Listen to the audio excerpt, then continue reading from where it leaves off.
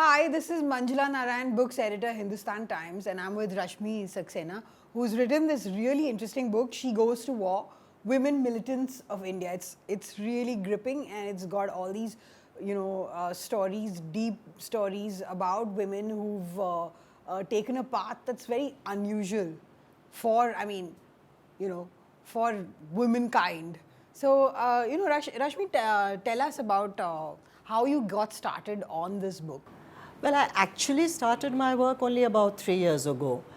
But I must confess that I was intrigued by by these women, mention of these women, which for the last, say, probably 20, 25 years, over various assignments, which had nothing to do with militancy or women in militancy, I would hear about these women. I'll give you an example. Once I'd gone to cover elections in Madhya Pradesh.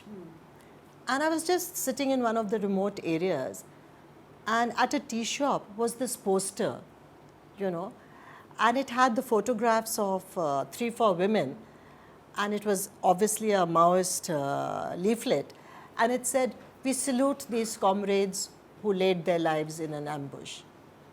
I just looked at it and I just thought, oh, so they have women doing this also. But then my story was something different, and I just sort of forgot about it.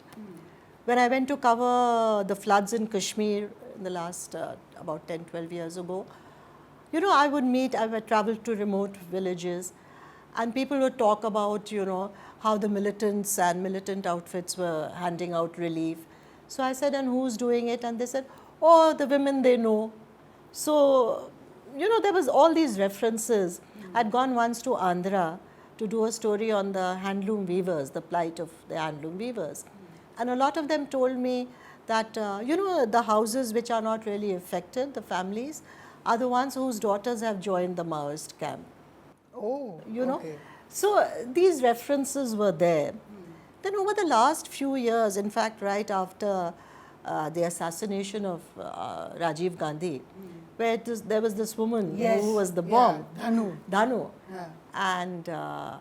And then she had an accomplice, as we know, Nalini was another woman. Yeah. And I'd also done reporting in Sri Lanka, where the LTT really hadn't come into force. This was the Elam period. Yes. And I saw that the women were actively involved even in their underground activities, distribution of leaflets and things. So I knew that, there was the role, a very crucial role played by women in all these insurgencies. But then, how we reporters work, your assignment is something else and you just forget about it. Yes. And then when I started seeing at the international level, the Paris bombing and etc., you had women who were really playing such a crucial role. This woman who had the vest on, in Paris. So I thought to myself, it's time to, start looking at these things. And I started talking to the agencies involved, and everybody said, yeah, women are there. But there was really no statistic, nothing to say who these women were. And I thought to myself, who are these women who come from the so-called, they are non-metro women, who choose a path which is actually different from the conventional one laid out for women in their area. Yes. And they dare to do all laid out for women in general. In general, And they are doing all these things. Who are these women? Why do they get into insurgency? What is their life like? What happens when they surrender? Or when they come, Chhattisgarh, we always nowadays hear, or there's been a mass surrender and so many women. Yes. So I used to wonder, what happens to them? How do they come back? Such women have intrigued me right from the day I started hearing about them. But it's only now that I found the time to sit and work. And then I realized that finding them was so difficult. First they were... Yeah, because the legwork to do these things must have been a lot. I mean, you interviewed 100 women. Well, I met about 100. You met about 100. So the background of this research that you did must be, of course, it's like an iceberg. You just see the tip. Yes, and the more women I met, I realized there was so much more. And I said, no, I can't write about all of them. Yeah. So I tried to pick up women who would represent the society they were in, the region they were operating, and also tried to bring out the sort of work they do for their organizations. And the main thing, Manjula, I wanted to bring out in this book was, of course, about the women. But the other thing I feel, and I hope the agencies involved, the official agencies, would now start looking at these women as people who need to be studied. If you're going into counter-insurgency program, you must know about these women, how they operate, what do they do, and also why do they get into insurgency. Yeah, the motivation. Why do they do that? See, Manjula, across the board, I feel women get into these movements because they have a perception, whether it's right or wrong, we are not getting into that, that injustice is being done to their men. The husband, to their men. The husband, the brother, the father, Yes. you know, somebody. Police atrocity, what they think is atrocity, or army operations where the men have been beaten up or they have died or been tortured, is really something which makes them leave their hearth and home and come into these movements. Of course, a lot like, say for example, in Nagaland, there's a lot of ideology involved, but that also, the factor that really pushes them into it is this, that how can our men be beaten up? Why are they doing this? Why are they putting our villages to fire? For example, in Chhattisgarh, why do these women who are so innocent and they are tribal women get into this? Because they've seen exploitation in their villages by the forest guard or by the police. And they feel this land belongs to me. Why are we being denied this? And that's what the Maoist ideology feeds into. Okay. Because this is what the Maoists tell them, that this is your land, you need to fight for it. So in Chhattisgarh also there is a mix of ideology.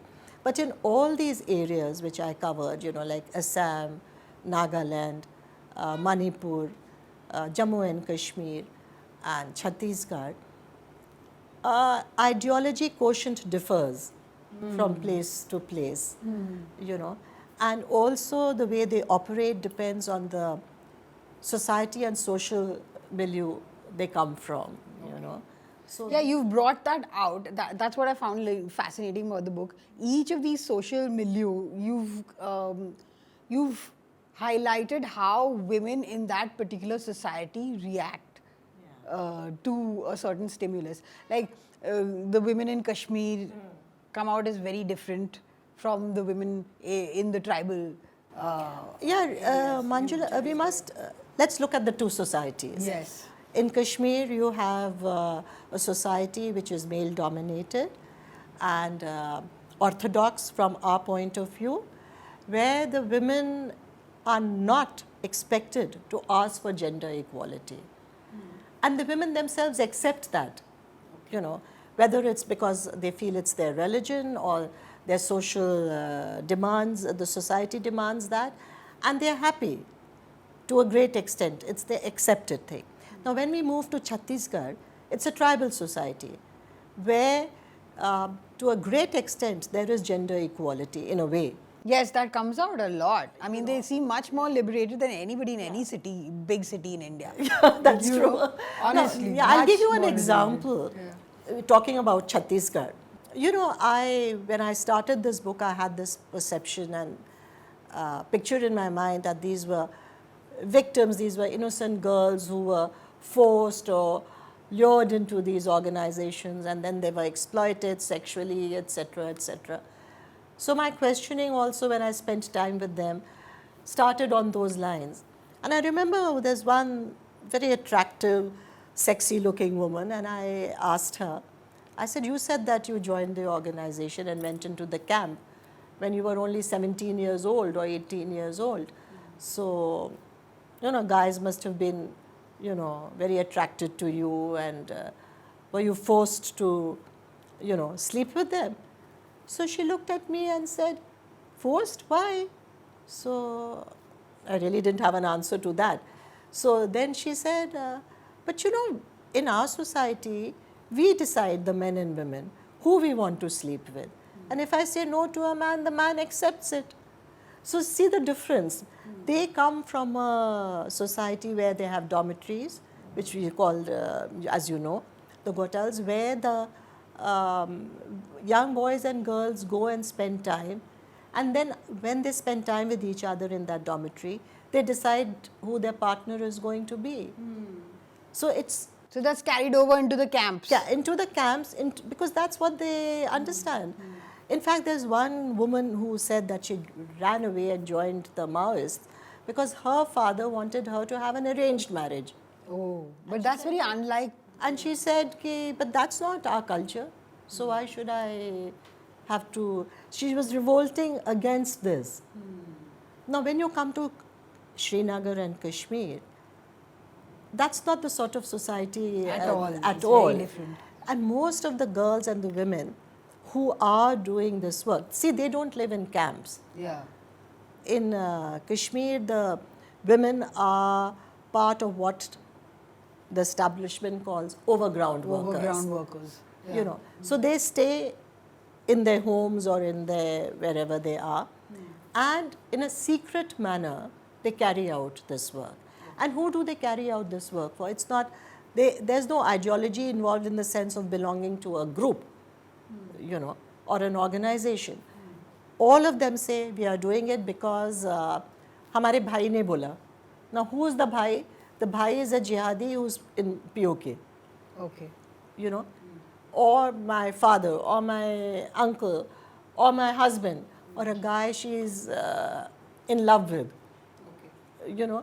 So they are actually handled and driven by individuals. Okay. And their loyalty is to that individual. Okay.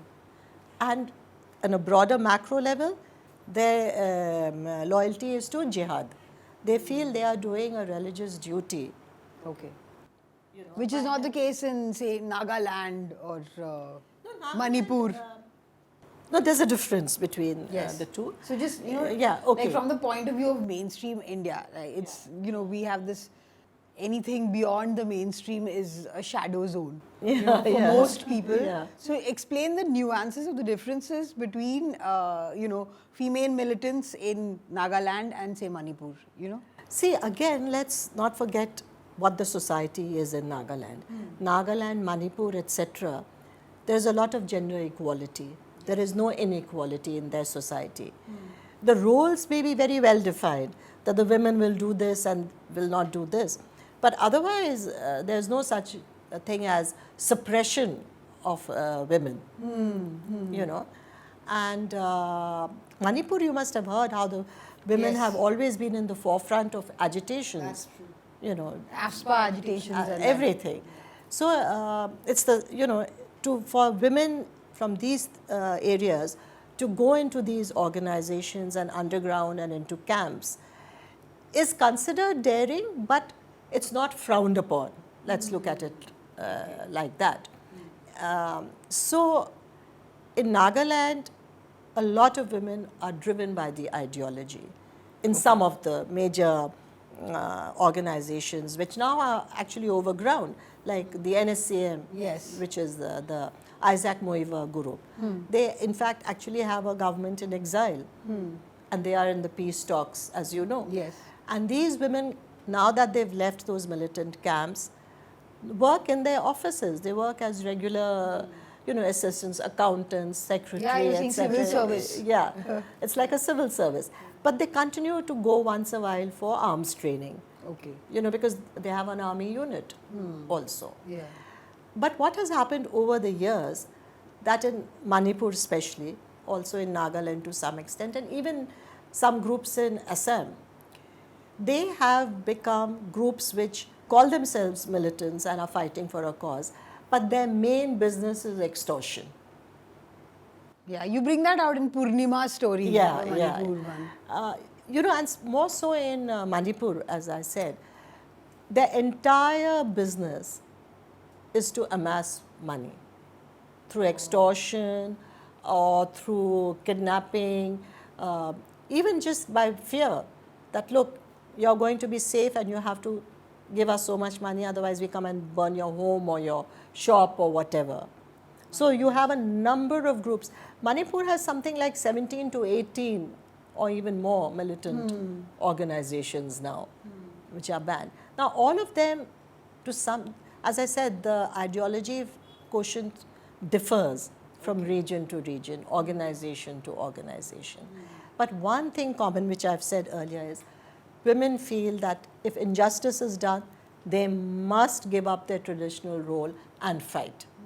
It's like, this is the final thing. My God, how could they do it to my brother? Or, And now I Manjula, can't they shut up. make Like that. very good fighters.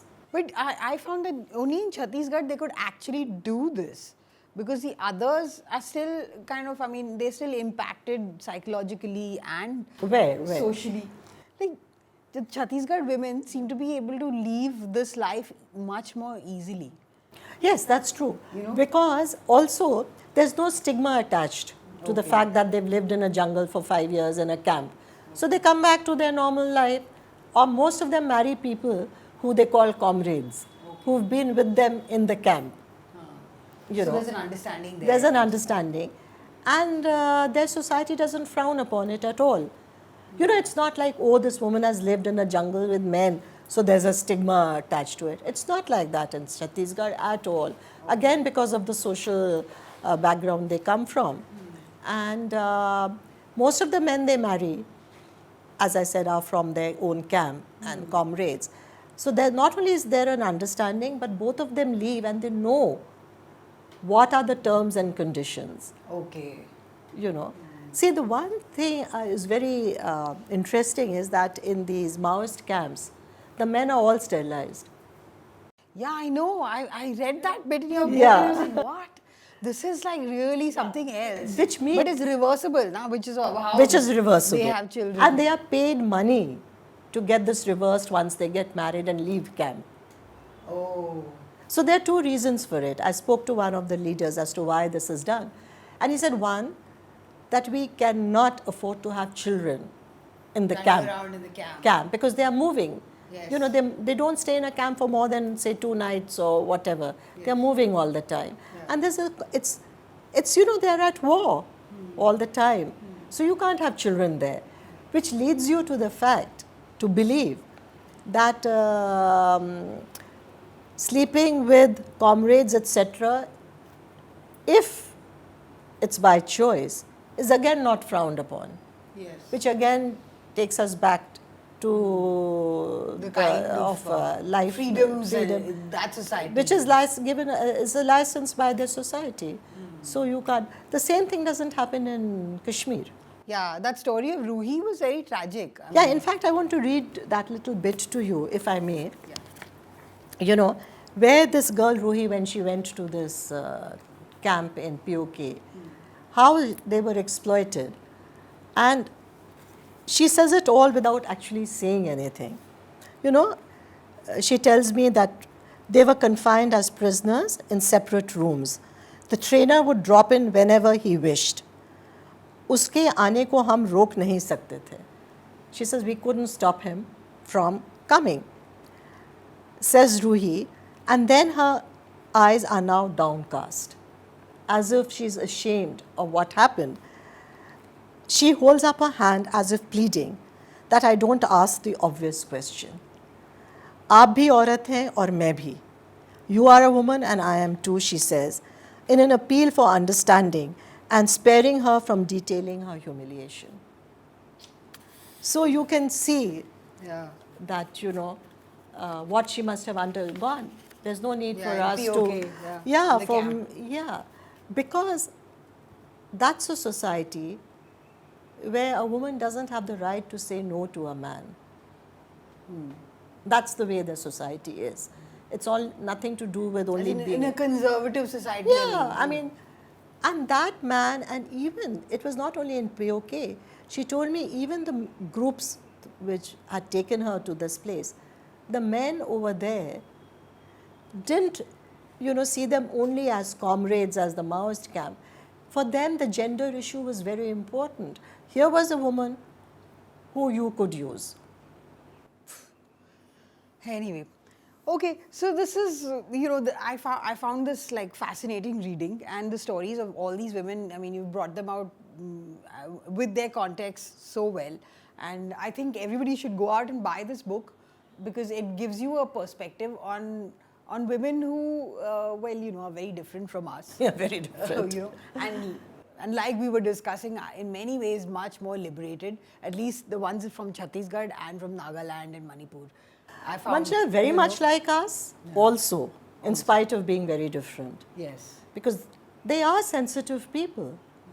And the other thing which I want to bring out in this book, and I hope I can, is that women make great militants and whatever, but they are the biggest constituency for peace. They don't want this killing and ambushing and all this to just go on. They want life to come back to normal. There's a family, there are children, they have the right to go out to work. So I feel if agencies are looking at bringing an end to insurgency, you have to have these women in peace talks. And you will see that whenever there is a surrender or there is a peace talk going on with the government, the women are absent after playing such a crucial role in keeping the action, and keeping the insurgency alive. Yes. So I hope somebody out there is listening to even this aspect of it, apart from, reading this book to have a greater understanding of these women and these insurgencies, which are happening in various parts of the country. So do go out and get this book. She Goes to War, Women Militants of India by Rashmi Saksena. And share this video, and we'll see you again next week on Books and Authors.